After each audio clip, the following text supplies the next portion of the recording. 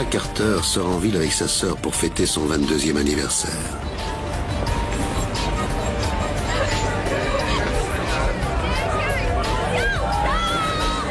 Mais l'euphorie fait bientôt place à la peur lorsqu'Amanda ne rentre pas chez elle.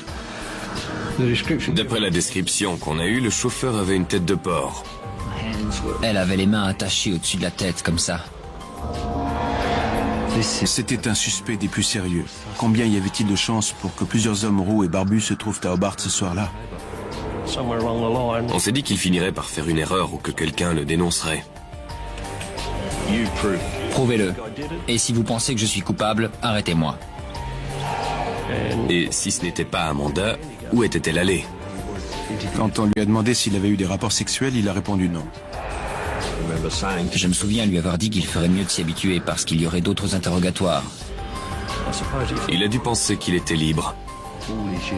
Après toutes ces années, on tenait peut-être notre homme. Soyez les bienvenus sur ce plateau. Les crimes gratuits obsèdent les enquêteurs, car ceux qui les commettent ne possèdent pas de mobile. Ils tuent pour tuer, cédant à la panique ou à une pulsion incontrôlable. Dès lors, comment retracer leur parcours? Comment établir les liens logiques qui peuvent les associer à leurs victimes?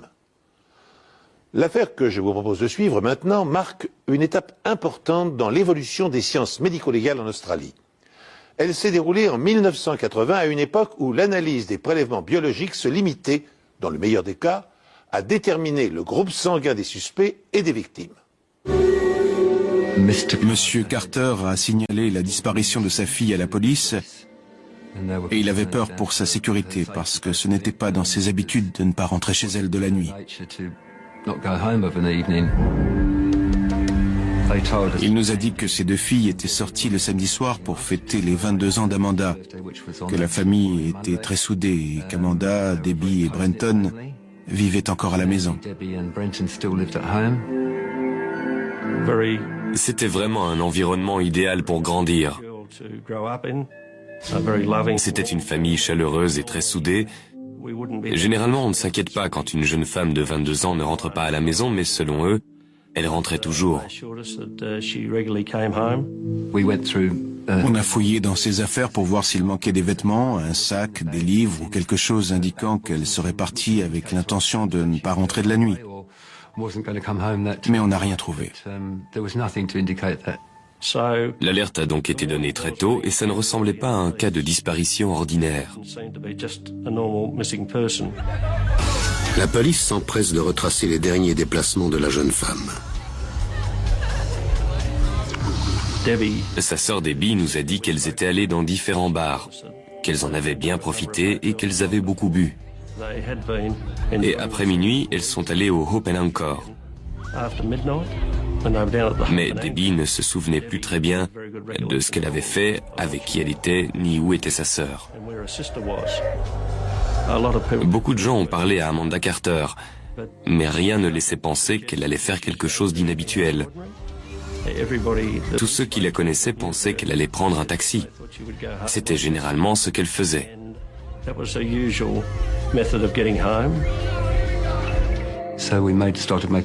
On a commencé à enquêter sur les différentes compagnies de taxi pour savoir qui était de service cette nuit-là. Je conduisais le taxi 99 dans les environs de Hobart. C'était une nuit assez chargée. J'ai dit à la police que j'avais vu quelqu'un assis sur le pas de la porte du vieux bâtiment d'une compagnie d'assurance entre 2h45 et 3h du matin. D'autres chauffeurs de taxi disent avoir vu cette même jeune femme. Personne ne pouvait certifier que c'était Amanda Carter, mais beaucoup nous ont dit qu'elle lui ressemblait et que c'était la station de taxi où elle avait l'habitude d'aller. Mais selon les témoignages, l'heure varie entre 1h30 et 3h30 du matin. 3 chauffeurs nous ont dit avoir vu un taxi jaune sur les places de stationnement juste devant les marches où se trouvait la jeune femme.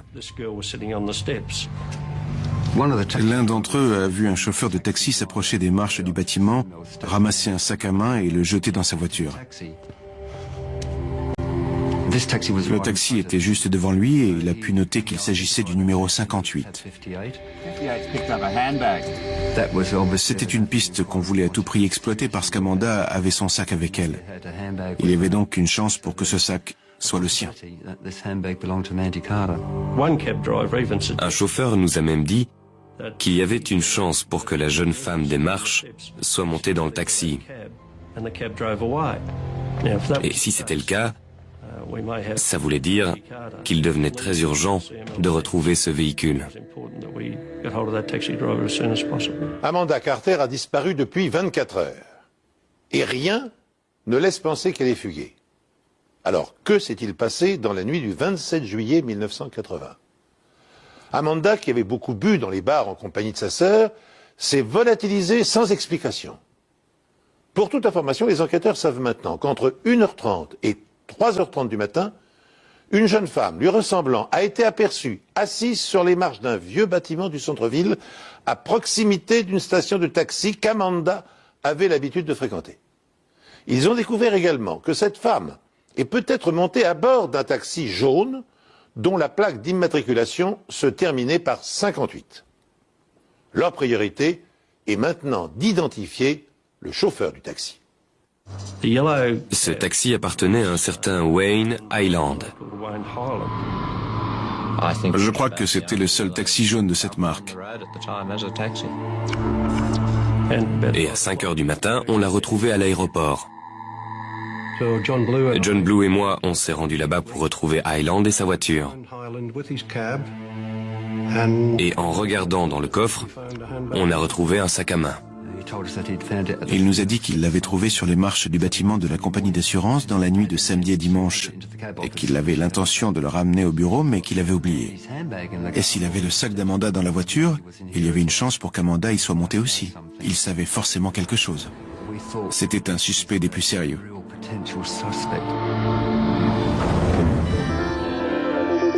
Cela fait 48 heures qu'Amanda Carter a disparu. La police a déjà retrouvé ce qu'elle pense être son sac à main dans le coffre d'un taxi. Le véhicule est aussitôt saisi et son chauffeur interrogé. On a parlé à Highland au commissariat. Il nous a dit que dans la nuit de samedi à dimanche, il avait rencontré une jeune femme assise sur des marches en face de la poste et qui lui avait demandé si elle avait besoin d'un taxi. Mais elle lui aurait répondu qu'elle attendait un ami. Il nous a dit qu'il était donc remonté dans son taxi, qu'il était allé à la station de Murray Street, où il a conduit une cliente jusqu'à Windermere.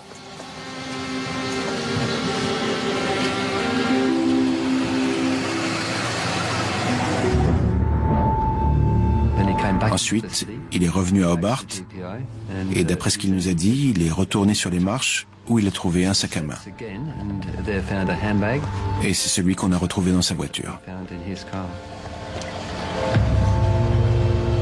Il n'a pas pu nous dire avec certitude s'il s'agissait d'Amanda Carter, parce qu'il ne la connaissait pas. Mais d'après la description qu'on lui avait donnée, il a dit que ça pouvait être elle. La jeune femme en question est-elle Amanda Carter ? Et dans ce cas, qui attendait-elle? Et surtout, le sac retrouvé dans le coffre du taxi lui appartient-il?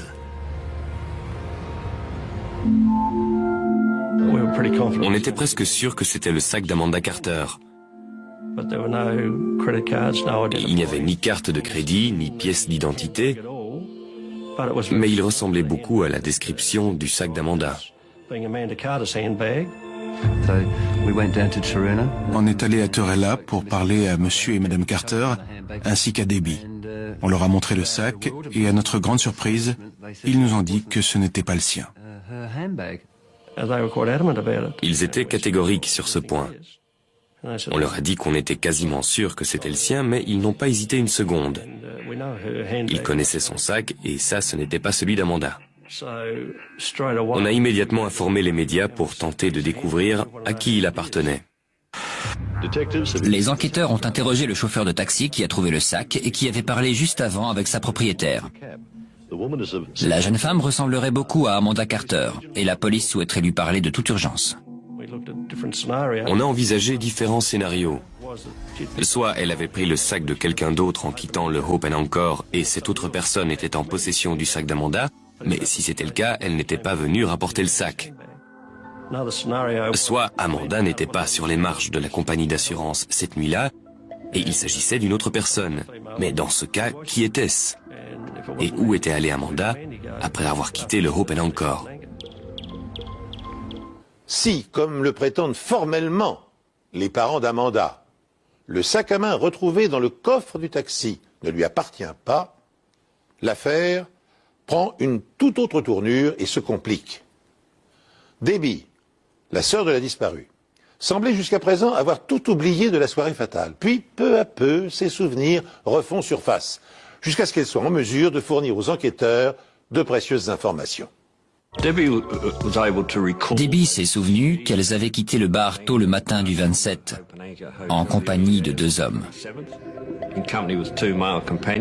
Elles ont accompagné ces 2 inconnus jusqu'au Macquarie Street.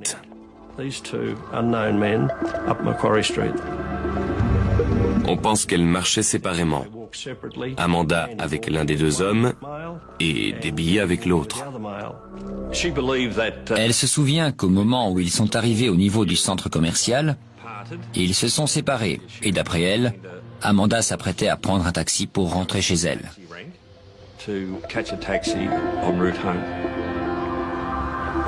Il était indispensable d'identifier ces 2 hommes, parce qu'Amanda avait pu partir avec l'un d'entre eux, et il était peut-être responsable de sa disparition. On a eu différentes descriptions, mais on sait qu'ils avaient dans la vingtaine et que l'un d'entre eux était barbu. D'une certaine façon, on a eu de la chance, parce que l'un des 2 avait une barbe rousse. Alors on s'est immédiatement adressé aux médias pour diffuser un portrait robot de ces hommes. D'après ce qu'on savait, elle pouvait très bien être partie avec ces hommes et ne jamais être allée à la station de taxi. Ou alors, elle pouvait être allée jusqu'à la station de taxi avant de décider de repartir avec l'un de ces hommes. Et elle était peut-être encore avec eux. Il s'agit peut-être de l'homme qu'Amanda attendait à la station de taxi, mais comme la propriétaire du sac à main, l'homme barbu ne se manifeste pas. Hier soir, le Standard de la police a été assailli par des appels suite à la déclaration du procureur général Brian Miller. Il a annoncé qu'une récompense de 10 000 € serait offerte pour la moindre information sur Amanda Carter. D'étranges rumeurs commencent à circuler. Amanda apparaît soudain aux 4 coins du pays. On nous a dit qu'elle était peut-être partie à Cairns avec un ex-petit ami. Certains disaient que c'était une droguée. D'autres nous ont dit qu'elle était à Swansea, sur la côte est de la Tasmanie, dans un camion de transport de bois. Elle serait partie dans le Queensland avec des motards. On a eu des tas d'appels nous disant où se trouvait Amanda. Et même si ce n'était que des informations farfelues, il fallait tout explorer et dans un sens, on était à chaque fois soulagés de ne rien trouver. Le père d'Amanda, Don Carter, est désespéré. Si vous savez quelque chose ou que vous avez vu la moindre chose inhabituelle ce soir-là, n'hésitez surtout pas à appeler la police. Vous avez des informations? Après 6 jours d'enquête, on a reçu un appel anonyme disant que 3 criminels avaient quitté l'État le jour de la disparition d'Amanda. Ce témoin nous disait qu'Amanda était partie avec eux et que les hommes en question étaient en liberté conditionnelle et qu'ils ne s'étaient pas présentés chez leur contrôleur judiciaire le lundi suivant.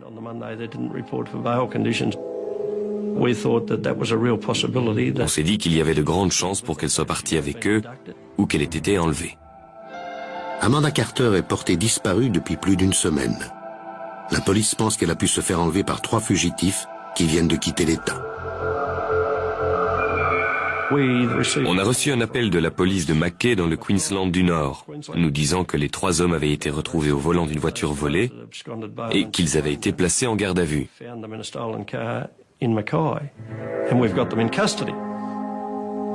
Alors je suis allé dans le Queensland et après les avoir tous interrogés, j'ai été soulagé d'apprendre qu'ils n'avaient aucun lien avec la disparition de la jeune femme. Ils ont même admis avoir commis un délit ce soir-là.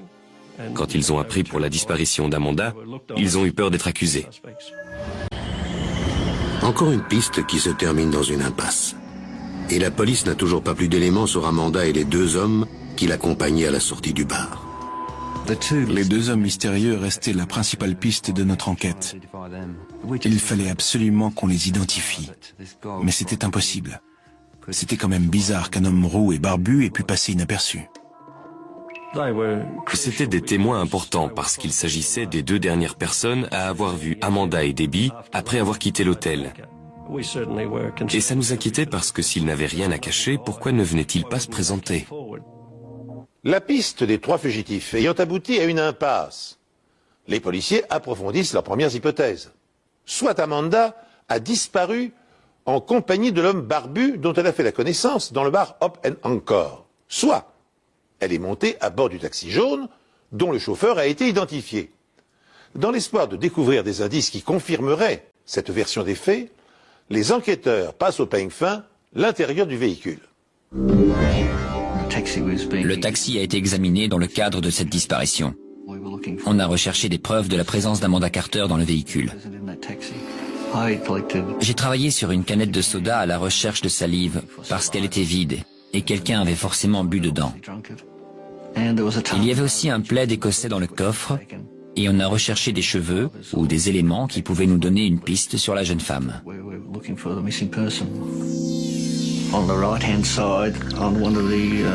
Sur la roue arrière droite, il y avait comme un bout de roseau. On n'a rien trouvé qui puisse lier Amanda Carter à ce taxi. Mais au milieu de la banquette arrière, les experts de la police scientifique ont remarqué une tache. Et quand on leur a demandé ce que c'était, ils nous ont répondu que c'était du sperme. On en a donc déduit que soit un homme s'était masturbé sur la banquette arrière, soit qu'il y avait eu un rapport sexuel. Les scientifiques nous ont dit que les taches étaient récentes, parce qu'il y a beaucoup de passages dans un taxi, et les taches auraient fini par disparaître. Il nous fallait des explications. On a interrogé Hyland à ce sujet. On lui a demandé s'il avait eu des rapports sexuels ou s'il s'était masturbé sur la banquette arrière, mais il a dit non. Il nous a dit qu'il était le seul à conduire ce taxi. Il y avait donc de grandes chances pour que ce soit lui. Il fallait donc qu'on obtienne son groupe sanguin. On lui a demandé de nous fournir un échantillon de sang, mais il a refusé, chose qu'il avait le droit de faire. Cette tâche et le manque de coopération d'Hyland éveillent des soupçons. Mais Hyland a un alibi. Tôt le dimanche matin, il conduisait une dernière cliente à Windermere.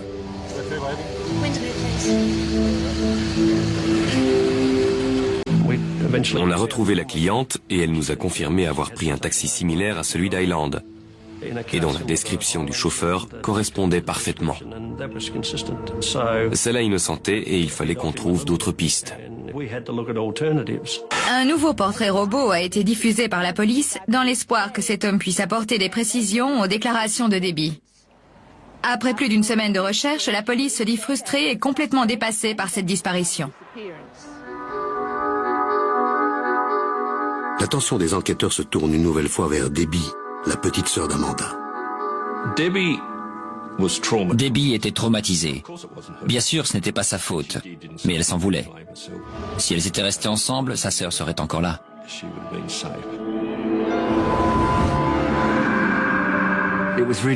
C'était très frustrant de ne pouvoir obtenir plus d'informations de Debbie. Dans une tentative désespérée, la police demande à Debbie de se faire hypnotiser. On travaillait énormément. On faisait des journées de 17 ou 18 heures et l'hypnothérapeute parlait d'une voix très monocorde. Les seuls souvenirs qu'on a sont les miens parce que Blue s'est endormi. Mais ça valait la peine d'essayer. On n'a pas obtenu grand-chose, mais il fallait le faire. Et au point où on en était, on n'avait rien à perdre. On s'est dit que la moindre petite chose pouvait nous aider, mais on n'a rien obtenu. 2 semaines après la disparition d'Amanda, l'enquête est dans l'impasse. La publication dans la presse de plusieurs portraits robots, les appels à témoins, les interrogateurs du chauffeur de taxi et de la sœur d'Amanda sous hypnose ont échoué. Alors que les chances de réussite s'éloignent, un appel téléphonique providentiel ouvre enfin aux policiers de nouvelles perspectives. Un jeune homme de Tulloch sur la côte ouest de la Tasmanie est tombé sur un journal de la semaine précédente avec le portrait robot sur lequel il s'est reconnu. Il a contacté la police et il s'est avéré que c'était notre homme. Ça a été un énorme progrès pour nous quand les deux hommes sont venus et nous ont dit qu'ils étaient ceux que l'on cherchait. Il s'agissait de Stanley Hibbins et Lester Galbot. L'un des deux était roux et barbu et c'est ce qui leur a fait penser qu'ils étaient ceux que l'on cherchait. Les deux hommes disent avoir quitté Hobart le dimanche et ne rien savoir sur la disparition d'Amanda. Les deux hommes se souvenaient de tout ce qui s'était passé. Et ils ont dit qu'ils étaient allés au Hope and Anchor, où ils avaient rencontré Debbie et Amanda Carter. Ils leur ont parlé et sont repartis avec elles. Vers 2h30, ils ont remonté Macquarie Street. Lester Galbot nous a dit qu'il était avec Debbie et Stanley Hibbins avec Amanda. Stanley a décidé de passer un coup de fil à ses parents à Victoria. Il a laissé Amanda pour passer son coup de fil et dit avoir parlé 15 minutes avec sa mère. Mais quand il a eu terminé, la jeune femme était partie. On est allé à Victoria pour parler à ses parents et on a vérifié qu'ils avaient bien reçu un appel au milieu de la nuit.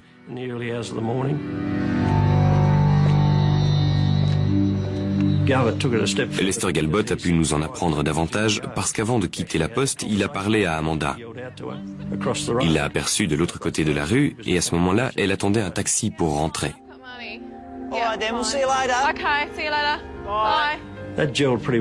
Ça venait compléter ce qu'on savait déjà. On pouvait enfin affirmer que la jeune femme assise sur les marches de la compagnie d'assurance située en face de la poste était bien Amanda. On avait donc 1 heure et on connaissait ses intentions. Ça nous a permis d'orienter notre enquête dans une direction et c'était notre première intuition. Elle avait probablement pris un taxi. Une fois les deux jeunes gens innocentés, les policiers concentrent leurs efforts sur la seule certitude qui leur reste. Vers 3 heures du matin, Amanda attendait seule un taxi pour rentrer chez elle. Cette piste va-t-elle permettre d'élucider le mystère de sa disparition? Les indices biologiques prélevés sur le siège arrière de la voiture seront-ils exploitables?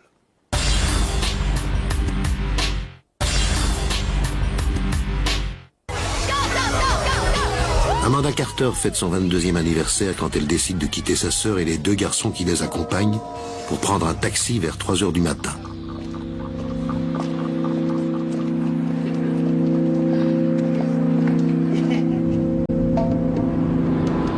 De nombreux chauffeurs de taxi ont remarqué une femme correspondant à sa description près de la station de taxi.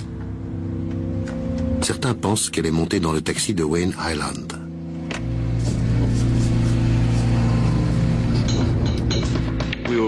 On savait qu'Highland avait déjà été arrêté pour agression, vol, cambriolage, mais rien de très sérieux.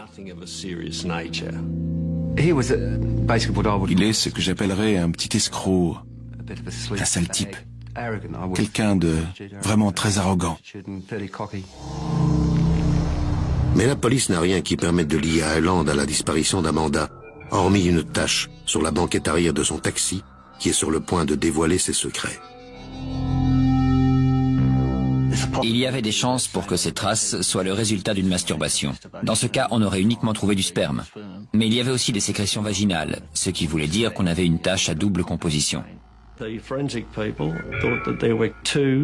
Les experts pensaient qu'il y avait 2 groupes sanguins dans cette tache. Et ils appartenaient à un homme et à une femme. On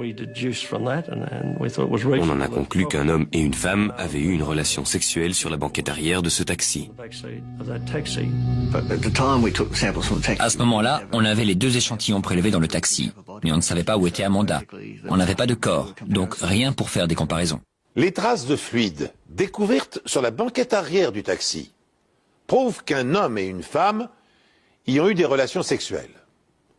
Pour savoir si le chauffeur est impliqué, la police lui demande de fournir un échantillon de sang. Mais Wayne Highland refuse catégoriquement de coopérer.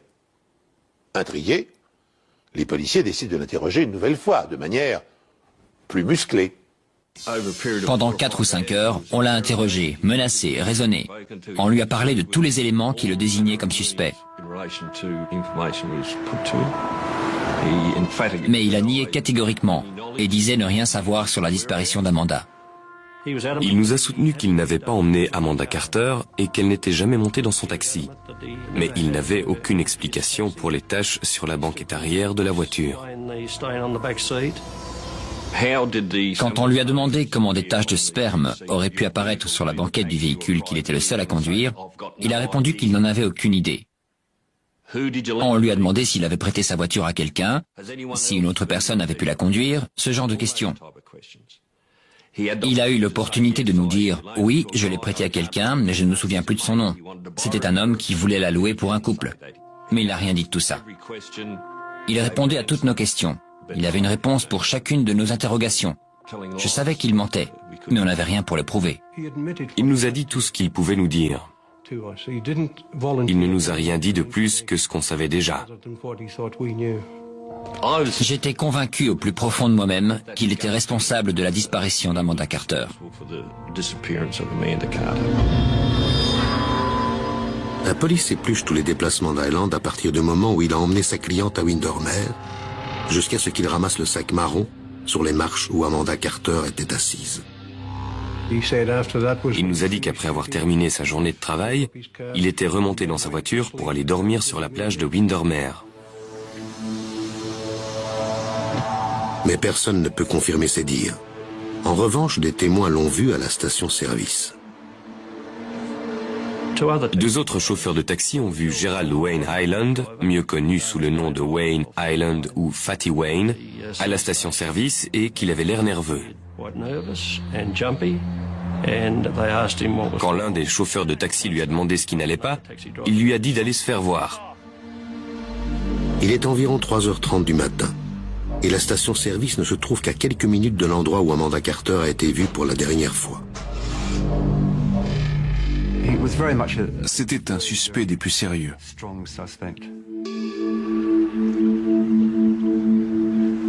Et puis, le 11 septembre, en fin d'après-midi, j'ai reçu un appel me disant qu'un corps avait été retrouvé. C'était le corps d'une jeune femme et j'ai immédiatement pensé que c'était celui d'Amanda Carter. Le corps a été retrouvé par des pêcheurs hier en fin de journée au bout d'une route sans issue. Riverside Drive longe la rivière Derwent et le corps se trouvait près de Bridgewater, à environ 20 km du bureau de poste d'Hobart, où Amanda Carter a été vue pour la dernière fois il y a 45 jours. Le corps était face contre terre et il est impossible qu'il ait atteint cette zone par la rivière, ce qui veut dire que quelqu'un l'a amené jusqu'ici. Le niveau de la rivière était bas et le corps était au sec. Elle avait les mains en l'air et la tête penchée de cette façon, comme si quelqu'un l'avait traînée par terre. Elle était à moitié déshabillée, ce qui indiquait qu'il y avait peut-être eu agression sexuelle. Aux premières lueurs du jour, les experts de la police scientifique commencent une enquête approfondie. La police doit attendre la marée haute pour ramener le corps. Le corps a été placé dans l'ambulance et conduit à la morgue du Royal Albert Hospital. Un ami de la famille est venu pour l'identification et il a dit que c'était bien Amanda Carter. On a reçu le rapport du médecin légiste et elle avait une blessure à la bouche, ce qui veut dire qu'elle avait reçu un coup de poing au visage. Elle a probablement été assommée. Il y avait aussi des marques de strangulation. Mais la strangulation n'est pas la cause de la mort. Amanda Carter s'est noyée. En respirant sous l'eau, elle a inhalé des organismes appelés diatomées qui ont été retrouvés au cours de l'autopsie. Mais est-ce un accident ou un meurtre?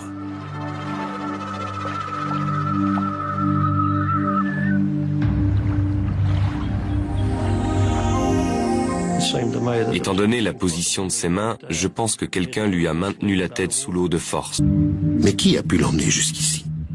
Comme pour toutes les affaires de meurtre, le médecin légiste procède à un prélèvement vaginal. On a retrouvé des traces de sperme. La plus grosse concentration était dans la partie supérieure du vagin. Et ce n'est pas surprenant, parce qu'elle était sur le ventre, et les mouvements de l'eau n'ont pas pu atteindre cette partie qui était protégée par des poches d'air. Et c'est pour cette raison qu'on a pu obtenir ces preuves. Parvenu à ce point de notre récit, sachez que 2 dates sont importantes dans l'histoire médico-légale. En 1901, un médecin allemand réussit à prouver que les albumines de chaque sorte de sang sont différentes. Il devient dès lors possible de différencier sans risque d'erreur sang humain et sang animal, et de confondre maintenant les suspects qui prétendent que les taches de sang retrouvées sur leurs vêtements proviennent d'un poulet ou d'un lapin et non d'une victime humaine. En 1986, l'analyse de l'empreinte génétique, découverte 1 an plus tôt par le professeur Alex Jeffreys, est appliquée pour la première fois à une affaire criminelle. Pour élucider un double meurtre, la police anglaise prélève des échantillons d'ADN auprès de 3600 hommes dépourvus d'alibi et parvient à confondre le coupable. Dans le cas qui nous intéresse, bien antérieur à la découverte de l'ADN, l'analyse du sperme retrouvé sur le cadavre d'Amanda est de peu d'utilité. C'est pourquoi les enquêteurs doivent recourir aux anciennes méthodes pour trouver les preuves pouvant relier Wayne Island à la scène de crime. Essayez de savoir si quelqu'un a été vu dans cette zone, si une voiture a circulé ici ce soir-là. Trouvez-moi tous les pêcheurs qui viennent régulièrement ici, parce que c'est forcément quelqu'un qui connaît la région. On a parlé aux habitants des environs qui nous ont dit qu'ils avaient vu 2 voitures sur Riverside Drive. Et certains nous ont parlé d'un taxi. On nous a dit qu'un chauffeur de taxi avait été vu le long de cette route. Et d'après notre témoin, ce chauffeur avait une tête de porc. Et je trouve que cette description convenait parfaitement à Highland. Quand Amanda Carter a été vue pour la dernière fois dans la nuit du 26 au 27 juillet, elle disait à ses amis qu'elle allait prendre un taxi pour rentrer chez elle. On sait au moins dans quelle direction son agresseur l'a emmenée. On sait sans aucun doute qu'il l'a conduite jusqu'à cet endroit. On a également beaucoup étudié la voiture d'Highland. On a retrouvé de la terre au niveau des roues, et on pouvait dire que c'était le genre de terre rouge qu'on trouve dans cette zone. Mais ça ne voulait pas dire que c'était la même. Et l'herbe était la même que celle retrouvée dans la région de Bridgewater. Mais on ne pouvait pas affirmer que cette terre ou cette herbe provenait de cet endroit précis, au nord de Riverside Drive. C'était frustrant parce qu'on voulait vraiment résoudre cette affaire grâce aux preuves scientifiques. On savait qu'elle pouvait nous apprendre quelque chose. On pensait trouver quelque chose sur cette scène de crime, un lien avec Highland, mais on n'a rien trouvé. Les seules preuves qu'on avait, c'était des témoins qui avaient vu un taxi venir et repartir et dont la description du chauffeur correspondait à celle d'Highland. Les enquêteurs décident de l'interroger à nouveau. Mais cette fois, ils le conduisent sur la scène de crime. Il a accepté de venir et il était très coopératif. Et on a décidé de l'emmener de nuit pour le prendre au dépourvu. On lui a parlé et il nous a dit qu'il était déjà venu ici. Il nous a dit qu'il venait souvent y pêcher et qu'il passait régulièrement dans cette zone avec son taxi. Ce qui était cohérent, parce que c'est le genre d'endroit où on peut aussi bien venir pêcher que ramener des clients. Mais il nous a soutenu qu'il n'était pas venu à cet endroit la nuit en question, qu'il n'avait pas emmené Amanda Carter et qu'il n'avait rien de plus à ajouter que ce qu'il nous avait dit lors des 2 autres interrogatoires. Il nous manquait des éléments importants. Je le savais et je crois qu'il le savait. Et c'est pour ça qu'il n'en disait pas trop. Il n'a pas bougé. Il nous a dit prouvez-le. Et si vous pensez que je suis coupable, arrêtez-moi. Il a commencé à nous dire qu'on le harcelait et c'était pour ainsi dire le cas, mais je ne dirais pas que c'était du harcèlement. On menait une enquête et il fallait qu'on aille jusqu'au bout. Je me souviens lui avoir dit qu'il ferait mieux de s'y habituer parce qu'il y aurait d'autres interrogatoires. On lui a bien fait comprendre que tous les enquêteurs étaient d'accord sur le fait qu'il était responsable de la mort d'Amanda Carter.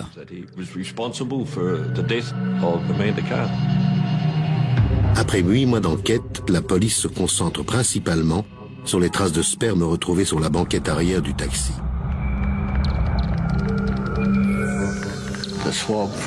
L'analyse de la substance prélevée sur la banquette arrière a dévoilé la présence de 2 groupes sanguins différents. L'un du groupe A et l'autre du groupe B. Mais il était difficile de savoir lequel appartenait à l'homme et lequel appartenait à la femme. D'après l'autopsie, Amanda Carter est de groupe sanguin A. Mais les globules rouges ont été endommagés et les résultats sont faussés. Afin de déterminer si Amanda Carter était bien de groupe A, on s'est intéressé au groupe sanguin de la famille. Et on a pu en conclure, avec une forte probabilité, qu'elle était bien de groupe A.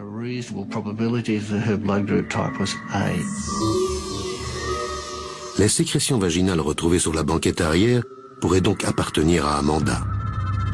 Mais le sang de Wayne Hyland est-il de groupe B? Le problème, c'est qu'Hyland n'a jamais voulu nous donner un échantillon de son sang. On a donc demandé à Presser s'il y avait un moyen de le piéger et d'obtenir son groupe sanguin. C'est là qu'il nous a parlé de la salive qu'on pouvait récupérer sur les mégots de cigarettes. Je lui ai proposé une cigarette de mon paquet, j'ai attendu de voir ce qu'il allait faire du mégot. J'ai récupéré le mégot que j'ai mis dans un sachet en plastique et à partir de là, l'équipe scientifique a pu déterminer son groupe sanguin. Et la conclusion était que son groupe sanguin correspondait à l'un des 2 échantillons prélevés dans la voiture. La ruse employée par le policier pour subtiliser une trace de salive à Wayne Hyland confirme une intuition. Son sang appartient au même groupe que celui de l'homme qui a eu une relation sexuelle avec Amanda à l'arrière de son taxi. Mais cette indication est trop vague pour fournir une preuve recevable devant une cour de justice. De la même manière, les experts ne peuvent pas établir avec certitude qu'Amanda ait été la passagère du taxi. Je ne pouvais pas prouver au juge qu'Amanda s'était trouvée dans ce taxi. L'enquête judiciaire ne peut conclure qu'à une seule chose, la jeune femme de 22 ans a été noyée par un inconnu.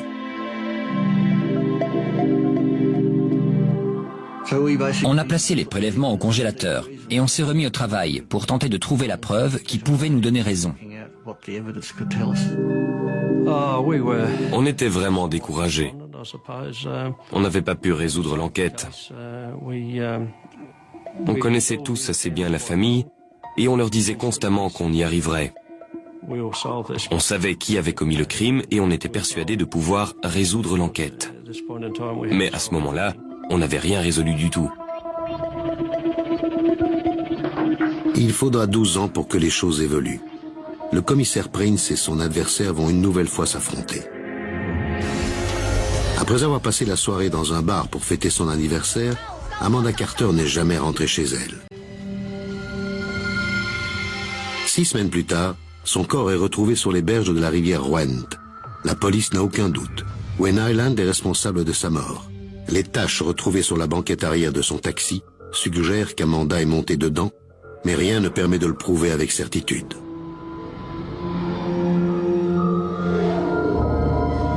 On s'est toujours dit qu'un jour, grâce à l'avancée des techniques d'analyse, on pourrait découvrir plus que les groupes sanguins. Aussi qu'Hyland finirait par faire une erreur ou que quelqu'un le dénoncerait.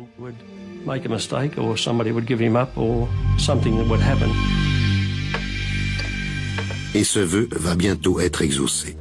Une dizaine d'années après le meurtre d'Amanda Carter, les sciences médico-légales connaissent une révolution.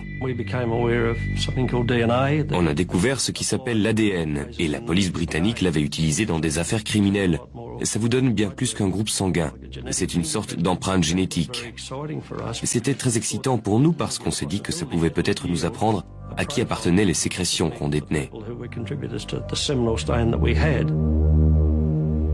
Les prélèvements effectués sur la tache et le sang d'Amanda Carter sont extraits du congélateur et transmis à un expert travaillant à Melbourne pour des tests approfondis. Pourra-t-il enfin résoudre cette affaire? Les résultats qu'il a obtenus ont démontré qu'Amanda Carter avait bel et bien été dans cette voiture. La probabilité pour que ce ne soit pas elle était de 1 sur 1 milliard. Statistiquement parlant, il y avait une très forte probabilité pour que ce soit son ADN sur la banquette arrière. En d'autres termes, on savait qu'elle était montée dans ce taxi. C'était extraordinaire. Après toutes ces années, on tenait peut-être notre homme.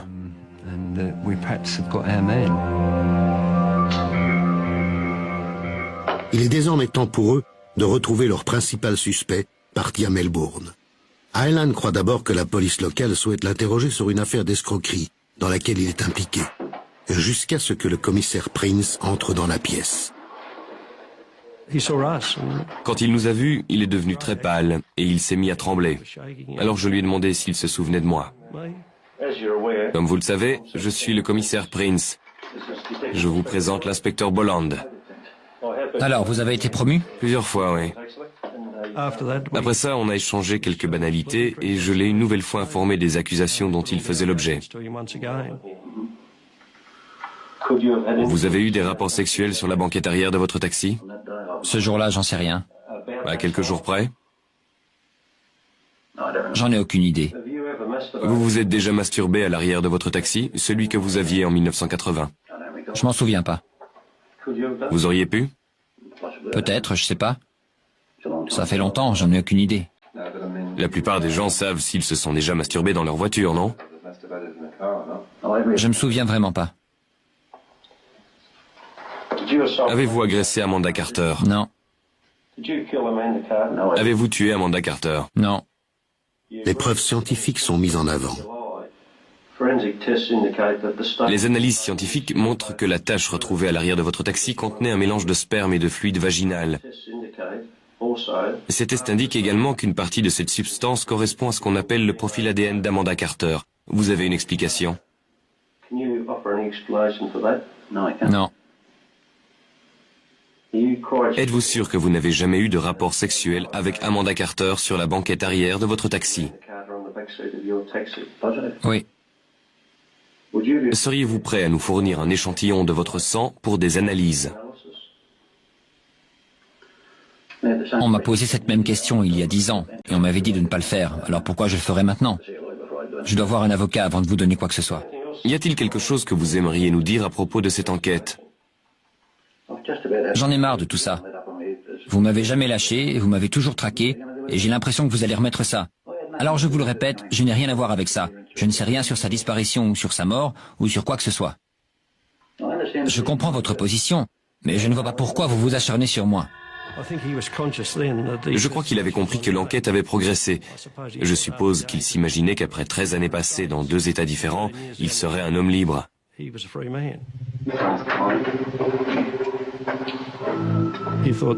pensait que la police ne le poursuivrait plus et qu'il était parti suffisamment loin. Mais il s'était trompé. À la fin de la journée, on l'a inculpé et ramené en Tasmanie. J'ai appelé Don Carter pour lui dire et la famille était soulagée d'apprendre qu'il avait enfin été arrêté après tant d'années. Une fois Hyland sous les verrous, la police obtient du juge l'autorisation de réaliser sur lui un test sanguin. Le résultat est sans surprise, son empreinte ADN est identique à celle de l'échantillon de sperme prélevé sur la banquette de son taxi et congelé, je le rappelle, 12 ans plus tôt. Il aura fallu 13 ans pour parvenir à l'inculper. Gerald Wayne Hyland a plaidé non coupable pour le meurtre d'Amanda Carter, disparue le 27 juillet 1980. Le procureur Damien Bugg a informé le jury que l'affaire reposerait sur des analyses ADN beaucoup plus précises que celles effectuées à l'époque du crime. Le procès a commencé cette semaine, mais aujourd'hui, les choses prennent une tournure inattendue. Après 3 jours de procès, Damien Bugg m'a appelé pour me dire que j'avais fini par le coincer. Et quand je lui ai demandé des explications, il m'a dit que la défense était venue le voir pour lui proposer de plaider coupable pour homicide involontaire. L'acte d'accusation a été lu une nouvelle fois. Et après 3 jours de procès, Hyland nie toute préméditation dans le meurtre d'Amanda Carter, mais plaide coupable pour homicide involontaire. Le procureur Damien Bugg a déclaré à la cour qu'Hyland avait tenté de déshabiller Mademoiselle Carter à l'arrière de son taxi alors qu'elle était endormie. D'après l'accusation, Hyland s'était rendu à la station de taxi.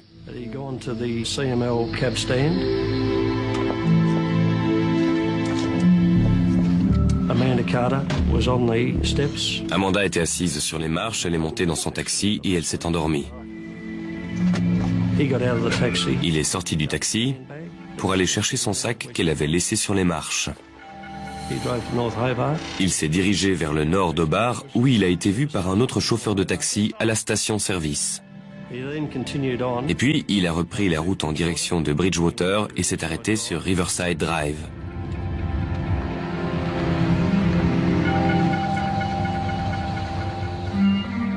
Une fois là-bas, il l'a violée sur la banquette arrière de son taxi.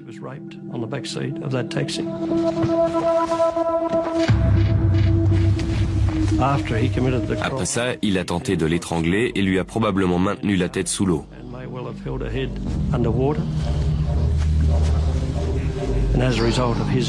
Amanda Carter a fini par mourir noyée et Hyland a reconnu les faits. Wayne Hyland est condamné à 6 ans de prison pour viol et 10 ans pour homicide involontaire. Quand on se retrouve impliqué dans une affaire comme celle-ci, ça devient quelque chose de personnel. Ça fait partie de vous. Et c'était une grande satisfaction pour nous d'avoir enfin notre homme. Je me suis entretenu avec mademoiselle Carter. Comme vous pouvez l'imaginer, c'est un grand soulagement pour elle, mais elle n'a pas voulu s'exprimer devant les médias. Néanmoins, je suis sûr que c'est une grande satisfaction pour toute la famille de voir cette affaire enfin close.